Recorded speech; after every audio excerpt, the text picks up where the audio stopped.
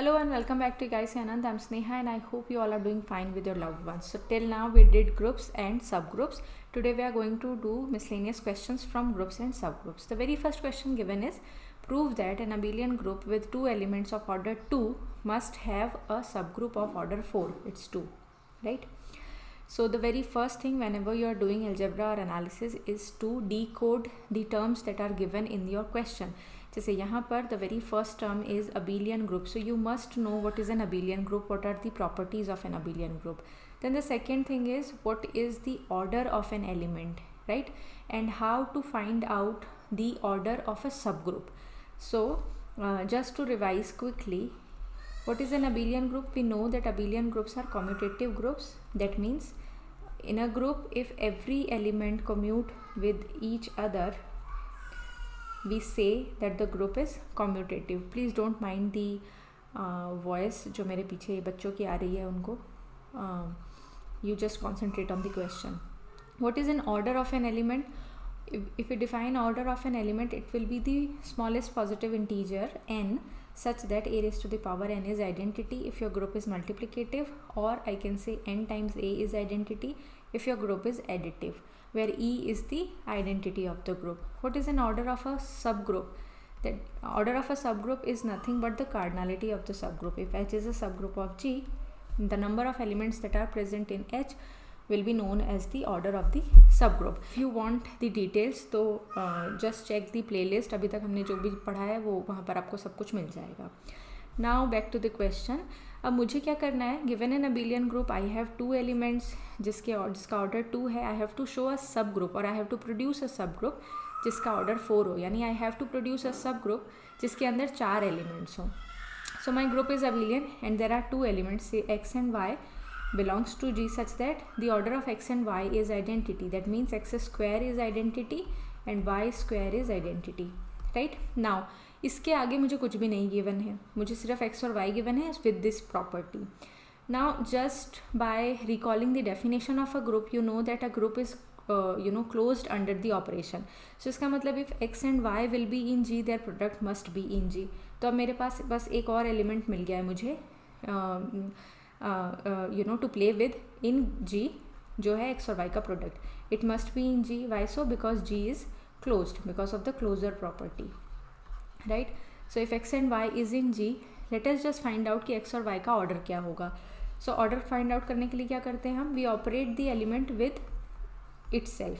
तो मैंने जब x और y के प्रोडक्ट को x और y के प्रोडक्ट के साथ ऑपरेट किया और अबेलियन ग्रुप की प्रॉपर्टी यूज़ करी, तो मेरे पास कुछ इस तरह से आ जाएगा. ये y है ना, सिर्फ उसको 4 से कंफ्यूज मत करना. This is y x. तो this will be x times, मतलब x y, क्योंकि ग्रुप अबेलियन है, y dot x will be equal to x dot y. और यहाँ से मुझे क्या मिल गया? x square into y square which is identity, क्योंकि दोनों आइडेंटिटी हैं. यानी ये जो एलिमेंट है ये भी ऑर्डर 2 का एलिमेंट है. तो अब मेरे पास 3 ऐसे एलिमेंट्स मिल गए जिनका ऑर्डर 2 है और इनमें से एक एलिमेंट प्रोडक्ट है बाकी दोनों का, है ना. मुझे क्या चाहिए था? एक सब ग्रुप चाहिए जिसका ऑर्डर 4 है. तो इन टोटल अब मेरे पास 4 एलिमेंट्स तो आ गए. एक तो आइडेंटिटी, एक x, एक y और एक उनका प्रोडक्ट. तो लेट अस सी इससे मेरा सब ग्रुप बन पाता है कि नहीं. अगर मैं if we define h as, इसके अंदर लिया मैंने आइडेंटिटी, मैंने x लिया, मैंने y लिया और उसका प्रोडक्ट ले लिया, तो ऑब्वियसली इसका ऑर्डर तो 4 है, कार्डिनलिटी तो 4 है, बट ये सब ग्रुप है कि नहीं. सब ग्रुप है कि नहीं कैसे चेक करते हैं? सबसे पहले चेक कर लेते हैं आइडेंटिटी है कि नहीं, जो कि दिख रही है मुझे कि मैंने खुद ही रखी है, तो आइडेंटिटी है इधर. फिर मुझे क्या चेक करना होता है कि ये क्लोज्ड है कि नहीं. So when I multiply x with y I will get x dot y जो है, when I multiply x with x square आएगा जो कि आइडेंटिटी है, वाई विद वाई स्क्वायर आ जाएगा जो कि आइडेंटिटी है. फर्दर इनको जब मैं ऑपरेट करूँगी, for example if I have to operate x 3 times I will get x back, है ना. सिमिलरली अगर मैं x को x डॉट वाई के साथ ऑपरेट करवाऊँगी तो I will get y. Similarly if I operate y with x dot Y and using abelian और commutative property of the group, I will get x back. तो एक तरह से ये क्लोज्ड हो गया. इन्वर्स भी मुझे मिल रहे हैं. क्यों मिल रहे हैं? क्योंकि वी डिड, जब हम ऑर्डर ऑफ एलिमेंट पढ़ रहे थे तब हमने पढ़ा था 2 ऑर्डर का जो एलिमेंट होता है वो सेल्फ इन्वर्स होता है ना. तो x is of order 2, y is of order 2 given है, तो दे आर सेल्फ इन्वर्स. तो मैं इनको ऐसे लिख सकती हूँ कि ये जो एलिमेंट्स होंगे हमारे ये सेल्फ इन्वर्स हैं, तो इन्वर्सेस भी हैं मेरे एच के अंदर। और एक्स और वाई का भी मैंने इस्टेब्लिश किया कि उसका ऑर्डर कितना है, 2 है ना। यहाँ से मुझे जो रिज़ल्ट मिला वो क्या मिला, order of x y is 2। तो एक्स वाई जो ये वाला एलिमेंट है इसका ये भी सेल्फ इन्वर्स है, तो इसका इन्वर्स भी ये खुद ही है, यानी एच जो है इसके अंदर आइडेंटिटी भी आ गई, ये क्लोज्ड भी हो गया और इन्वर्सेस भी हैं इसके अंदर। So by 2 step subgroup test H becomes a subgroup. तो ये हमारी रिक्वायर्ड सब ग्रुप बन गया जो मुझे चाहिए था। Right now word of wisdom, यहाँ पर देखो ग्रुप थ्योरी के जो क्वेश्चंस होते हैं ना जो बुक में गिवन हैं बहुत एब्स्ट्रैक्ट गिवन होते हैं, but if you remember the proper definitions and property और आपको थोड़ा सा ये समझ में आ जाए कि ग्रुप जो है ना चाहे उसके अंदर इनफाइनाइट एलिमेंट्स हो चाहे उसके अंदर फाइनाइट एलिमेंट्स हो, बिहेव इसी तरह से करेंगे। जैसे एक ग्रुप के अंदर एक आइडेंटिटी होगा तो होगा, है ना, उसका कोई सब्स्टिट्यूट नहीं है या ऐसा नहीं है कि उसका कभी तो ग्रुप के अंदर आइडेंटिटी मिलेगा और कभी नहीं मिलेगा। तो कुछ छोटी छोटी सी चीज़ें अगर आप दिमाग में रखो और एक कॉन्फिडेंस रखो अपनी डेफिनेशन के ऊपर कि ग्रुप जो होगा वो मेरी डेफिनेशन से अलग बिहेव नहीं करेगा, तो क्वेश्चंस बड़ी इजीली हो जाएंगे। So this was the first question. Moving on to the second one. Question पूछ रहा है हमसे that which of the following is always abelian, right. और 2 ऑप्शंस दिए हुए हैं मुझे, एक है CA और एक है ZG। तो CA और ZG क्या होते हैं, ये हमने अभी रिसेंट अपने वीडियोस में किया है। ये होता है सेंट्रलाइज़र ऑफ A या centraliser of element. And what is ZG? ZG is the centre of the group. So it is centre of group. दोनों की डेफिनेशंस के लिए अगेन पीछे की वीडियोस आप देख सकते हैं। मुझे ये शो करना है कि इनमें से कौन सा अबिलियन होता है, यानी इनमें से कौन सा वो ग्रुप है, सब ग्रुप है बेसिकली, जिसके अंदर एलिमेंट्स कम्यूट करेंगे, राइट। बहुत इजी है सोचना, क्योंकि I know the definition of centraliser of A. Centraliser of A का मतलब I have to collect all the group members that commute with my A, right. ये है सेंट्रलाइज़र। What is the center? Center of a group, all those group elements G जो बाकी group elements के साथ commute करते हों, राइट। सिंपल डेफिनेशन है, थोड़ा सा डिफरेंस है दोनों डेफिनेशन में। मतलब फर्स्ट जो प्रॉपर्टी है वो तो सेम ही है, बस यहाँ ये एक एक्स्ट्रा प्रॉपर्टी आ जाती है। क्या प्रॉपर्टी आ जाती है कि यहाँ ये होना चाहिए कि for all x in G they should commute elements of ZG। तो अगर मैं एब्स्ट्रैक्टली बात करूं तो यहाँ से तो मुझे बिल्कुल भी नहीं पता चलेगा। Now if I have to show कि अबिलियन है, पहले तो ये देख लेते हैं ना अबिलियन है तो आपको क्या शो करना पड़ेगा। If I choose 2 elements from CA, so let us say G1 and G2 are 2 elements from CA। तो मुझे यहाँ से सिर्फ इतना पता चल रहा है कि जो G1 है ना वो A के साथ कम्यूट कर रहा है और जो G2 है वो भी A के साथ कम्यूट कर रहा है ना। इससे ज़्यादा कुछ नहीं पता चल रहा, ये G1 है। अब मुझे अगर ये CA तो अगर एबिलियन होता तो G1 और G2 आपस में कम्यूट करते, बट क्या मेरे को G1 और G2 आपस में कम्यूट करवाने का कुछ तरीका यहाँ से मिल रहा है? नहीं मिल रहा। तो एब्स्ट्रैक्टली सोचे तो ये यहीं पर ख़त्म हो गया कि G1 और G2 एक दूसरे से कम्यूट नहीं करेंगे तो ऑब्वियसली वो एबिलियन नहीं होंगे। बट मैथ्स में एब्स्ट्रैक्ट सोचने के लिए, किसी भी क्वेश्चन को मना करने के लिए या डिस्कार्ड करने के लिए हमें एब्स्ट्रैक्ट नहीं चाहिए होता है, हमें एक एक्चुअल एग्जाम्पल चाहिए होता है जिसे हम काउंटर एग्जाम्पल कहते हैं। तो इसका काउंटर एग्जाम्पल हम थोड़ी देर में सोचते हैं या देखते हैं, बट एक बार आपको आइडिया तो लग गया ना कि नहीं होगा ऐसा। इसके बाद आप सोचने के लिए बैठोगे कि चलो काउंटर एग्जाम्पल ढूंढते हैं और मिल जाएगा हमें, राइट। अब इसकी बात कर लूँ, मैं सेंटर की बात करूँ तो अगेन अगर मैं सेंटर से 2 एलिमेंट चूज़ करूँ G1 and G2 from the centre, है ना, तो मुझे क्या पता है कि G1 जो होगा वो हमारे ग्रुप के सारे एलिमेंट्स के साथ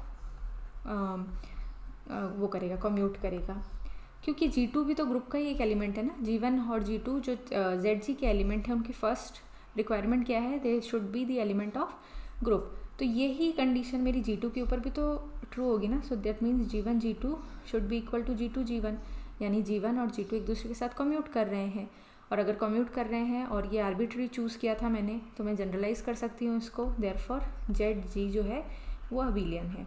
सो इन एनी केस, चाहे आपका ग्रुप अबिलियन है नहीं है, चाहे आपका ग्रुप साइक्लिक है नहीं है, मेरा जो ये सेंटर आता है ना, ये एक हमेशा एक अबिलियन सब ग्रुप बनकर आता है। तो ये, और लास्ट वीडियो में भी मैंने बोला था अबिलियन की प्रॉपर्टी ग्रुप के लिए बहुत इंपॉर्टेंट होती है। तो मुझे एक रेडीमेड सब ग्रुप मिल जाता है किसी भी ग्रुप के लिए जो अबिलियन होता है। नाउ कम्स द क्वेश्चन कि सेंट्रलाइजर तो अबिलियन नहीं है, यहाँ से पता चल रहा है मुझे, लेकिन इसका एक काउंटर एग्जाम्पल कैसे आप प्रोड्यूस करोगे, ठीक है। So if you start thinking about counter example, तो you have enormous number of examples, है ना। हर किसी के लिए चेक कर पाना बहुत डिफ़िकल्ट है। एक चीज़ और जो हम लोगों ने लास्ट वीडियो में देखी थी वो ये कि अगर मेरा ग्रुप ही अबिलियन है ना, अगर ग्रुप अबिलियन है तो इससे मुझे ये पता चलता है कि सेंट्रलाइजर ऑफ द सब ग्रुप और सेंटर ये सब अबिलियन हो जाते हैं। सेंटर तो इनफैक्ट हमेशा अबिलियन रहता है, बट ये एक प्रॉपर्टी और आ जाती है कि सेंट्रलाइजर ऑफ सब ग्रुप, सेंट्रलाइजर ऑफ ए, ये लोग सब अबिलियन हो जाते हैं। तो इसका मतलब मुझे जो काउंटर एग्जाम्पल चाहिए उसमें जो मुझे ग्रुप चाहिए वो अबिलियन नहीं होना चाहिए। सबसे पहली चीज़ तो ये क्लियर हो गई हमारे माइंड में, क्योंकि if my G is abelian, my C A will obviously be abelian. तो अगर मैं अबिलियन ग्रुप से ही शुरू कर रही हूँ काउंटर एग्जाम्पल ढूंढना, तो मैं नहीं ढूंढ पाऊँगी कभी भी। तो एक नॉन अबिलियन ग्रुप मुझे चाहिए। अब नॉन अबिलियन के भी बहुत स्टैंडर्ड्स एग्जाम्पल हैं आपके पास।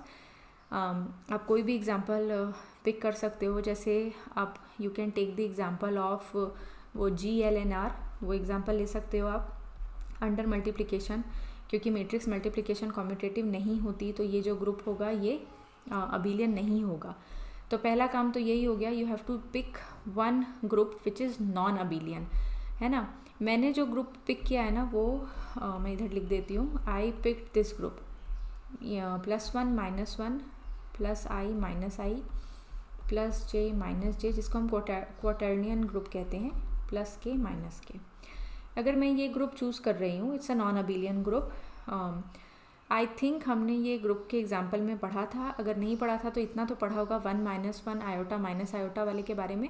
इसी को आप i -i के बारे में, इसी को आप एक्सटेंड कर दो तो वही चीज़ है। मल्टीप्लिकेशन यहाँ कैसे चलेगी, ये i j k लिख करके जो हम लोग कोऑर्डिनेट ज्योमेट्री में करते थे बिल्कुल वैसे ही, इस साइड जाएंगे तो प्लस आएगा आंसर और इस साइड ऑपोजिट घूमेंगे तो माइनस आएगा आंसर। अब इसमें ना if I choose the element as the identity element and I take the centralizer of that element, तो यहाँ मैंने क्या चूज़ किया हुआ है, identity element of a non abelian group। so identity element of non abelian group,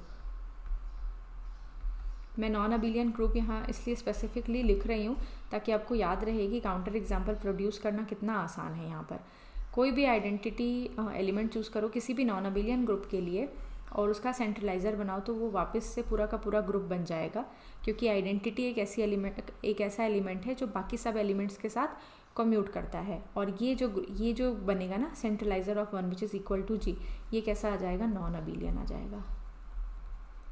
तो यानी I can say that सेंट्रलाइज़र जो होते हैं वो हमेशा अबिलियन नहीं होते। आई होप आपको काउंटर एग्जाम्पल बनाना समझ में आया। सबसे पहले तो ये प्रॉपर्टी की नॉलेज होनी चाहिए थी कि अगर ग्रुप ही अबिलियन है तो हमारा सेंट्रलाइज़र कभी भी नॉन अबिलियन नहीं बन करके आएगा, वो अबिलियन ही होगा बाय डिफ़ॉल्ट। तो इसका मतलब I have to start with a non abelian group. Once I am with a non abelian group, तो ये प्रॉपर्टी पता होनी चाहिए कि किसी भी ग्रुप के लिए आइडेंटिटी का सेंट्रलाइज़र ग्रुप के इक्वल होता है, and hence we are done, है ना।